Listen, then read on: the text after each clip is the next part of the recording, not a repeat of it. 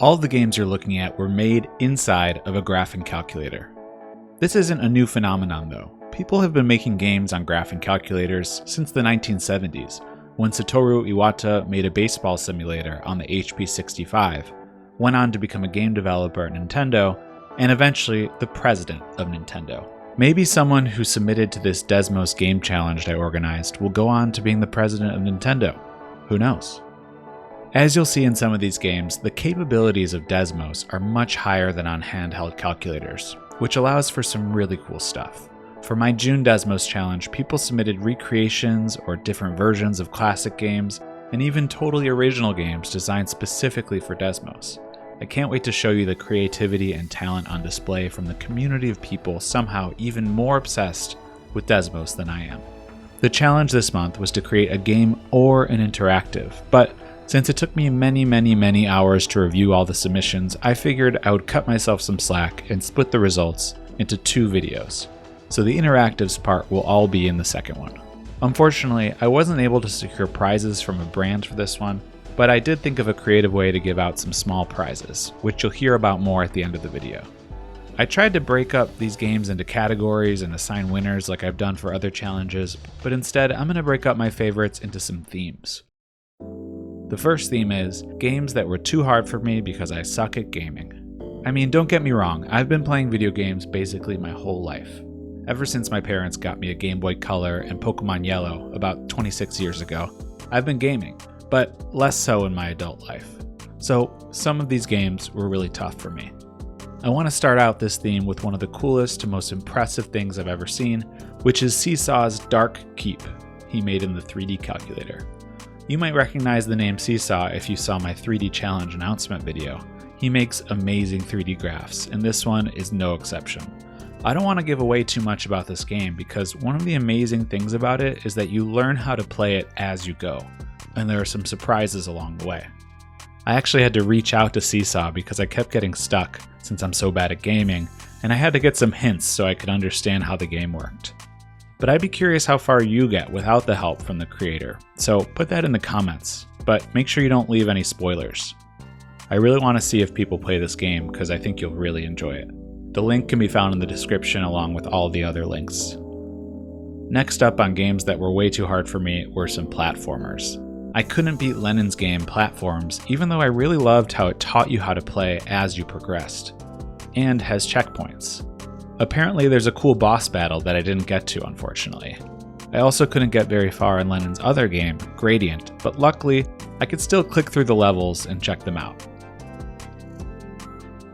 And then there was this awesome game by Jake Walker called Fall Bounce, and I could only get to level 3 out of 20 because I found it quite hard. You should definitely try it and comment if you got farther than me. It's got a really nice game mechanic where you can use the arrow twice, kind of like a double jump, and this feature resets once you've hit the ground again. He sent me a playthrough of himself doing it, and you can tell just how much better he is than me. There are some really cool levels in there. Amazing work as usual, Jake. The next theme is games that surprised and delighted me. I mean, the games in the last theme surprised and delighted me too, but I was actually able to complete these games, so I put them into this category. I absolutely loved the concept behind this submarine game by Lenny the Burger. If the submarine was stopped, you could use LiDAR, and radar if the sub was moving. You had to navigate a maze, and your path shows up behind you. It was honestly just really inventive and fun to play, and figure out how to get better at. I asked the creator for a little more info, and they said the idea came from some radar graphs he'd made in the past that do a similar mechanic, and wanted to try something that was a little bit more than just a tech demo. It was also made in the geometry tool, which is fun. And then there was MV Perkins, who submitted 14 things to this challenge. That's crazy.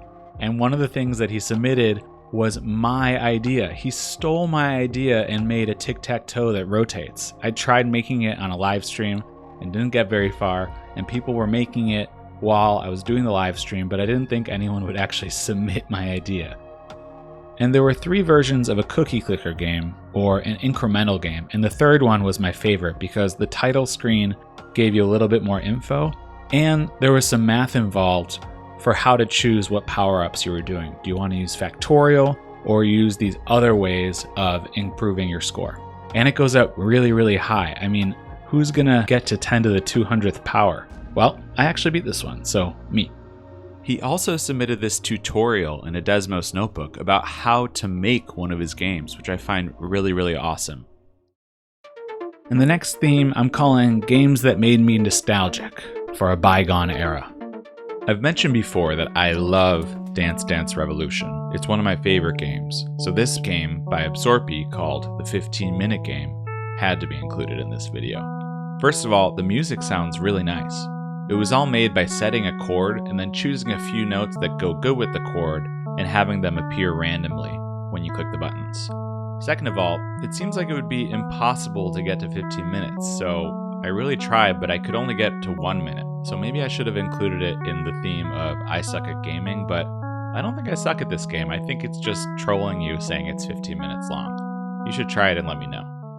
I really liked this simple one called Breaker, which is based off this game called Breakout, which was an arcade game in 1976 by Atari. If you liked Breakout, you'll love Super Breakout. It's got more color, more sound, and more action, and naturally, it's from Atari. Have you played Atari today? And it has some nice little sound effects. There were multiple Tetris games, but I really liked this one by Olive with nice visuals and that works really well. And Block Blast But Better by Green Eye GD was really cool because he explained why he made things better with more randomness and other features that were a little bit better than the game Block Blast, and it was fun to play. And this Hangman game, actually I'm not even sure if we call it Hangman anymore, but back in my day we called it Hangman, was super fun, and I just love the handmade font with Bezier curves that they made. And I found this Monopoly recreation really fun by the Desmos guy. Works really well. Tomat22 made a nice Minesweeper. A bunch of people made Minesweeper, but I really like this one. Zarkins' Snake was really nice to play. Oh, and I have to mention the people who recreated Doom in Desmos. It's a thing to recreate Doom on a bunch of other platforms that normally don't have games or aren't made for gaming, like doing it on a TI-84 calculator running on a bunch of potatoes. There was this awesome Roman tic-tac-toe by Lonehead Ruler that I found really fun to play. And this 97 game where you go up and down, which adds or subtracts 1, or right and left where you multiply or divide by 2, and you're trying to get to that 97 square with the number 97. It was a puzzle that a student got from their math teacher, and Ron Winor decided to recreate it in Desmos. Alright, these were my favorite games that were submitted for this challenge. Now, about prizes. I had the idea to get my friend Dorian, who's an animator and has his own indie animation studio, to draw special emojis for my YouTube channel. And they turned out so good. They're all based off of Bernard. And if you haven't heard of Bernard, he's the, let's say, god of Desmos. He shows up when you make a really complicated graph and you zoom out and Desmos can't really render. It's that little glitch in the system that makes this Bernard shape. And he's kind of become the mascot of Desmos. If you want, you could spend $2 a month to use these emojis in comments of videos or in live streams, and you could help support me continuing to make videos into the future. So, who's gonna get to use these emojis for a month for free? I decided to give it to everyone who I included in the first 2 categories of this video because of the high degree of originality in their games. But honestly, judging this challenge was super tough, took me a really long time, and I'm not even sure I got it right. So thank you to all 60-something of you who submitted to this challenge and spent a lot of time and effort making something. I really appreciate it.